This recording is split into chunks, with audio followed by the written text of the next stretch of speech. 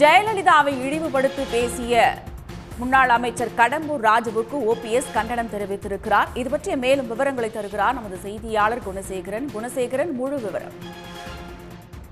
நேற்றைய தினம் அதிமுகவினுடைய முன்னாள் அமைச்சர் கடம்பூர் ராஜு பேசிய விஷயம் என்பது சர்ச்சைக்குரிய வகையில் இருந்திருக்கிறது. அதுவும் குறிப்பாக 1999ஆம் ஆண்டு பாஜக கூட்டணியிலிருந்து அதிமுக வெளியேறியது தவறு என்ற ஒரு குற்றச்சாட்டினை, அதாவது பாஜக கூட்டணியிலிருந்து வெளியேறியது தவறு என்ற ஜெயலலிதா செய்த அந்த செயல் தவறு என்று நேற்று கடம்பூர் ராஜு தெரிவித்திருந்தார். இதற்கு அதிமுகவினுடைய முன்னாள் ஒருங்கிணைப்பாளர், முன்னாள் முதலமைச்சராக இருக்கக்கூடிய ஓ பன்னீர்செல்வம் கண்டன அறிக்கையினை வெளியிட்டிருக்கிறார். அதில் அந்த கண்டன அறிக்கையில் அதிமுகவை உச்ச நிலைக்கு கொண்டு சென்றிருக்கக்கூடிய ஒரு தலைவராக ஜெயலலிதா விளங்கியதாகவும், அந்த பாஜக கூட்டணி முறிவு என்ற வரலாற்று பிழையினை ஜெயலலிதா அவர்கள் செய்துவிட்டார்கள் என்ற ஒரு ஜெயலலிதாவால் அடையாளம் காட்டப்பட்டிருக்கக்கூடிய ஒரு முன்னாள் அமைச்சர் கடம்பூர் ராஜு பேசியிருப்பது கடும் கண்டனத்திற்குரியது என ஓ பன்னீர்செல்வம் குறிப்பிட்டிருக்கிறார்.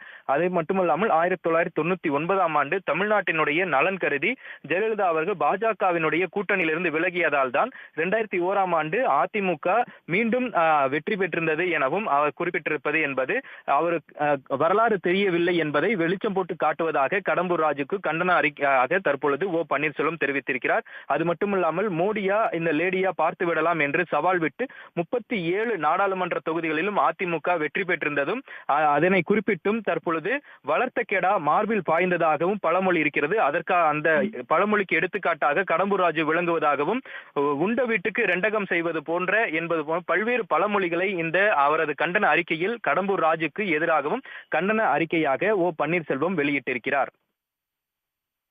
உடனுக்குடன் செய்திகளை தெரிந்து கொள்ள சன் நியூஸ் பெல் ஐகானை கிளிக் பண்ணுங்க.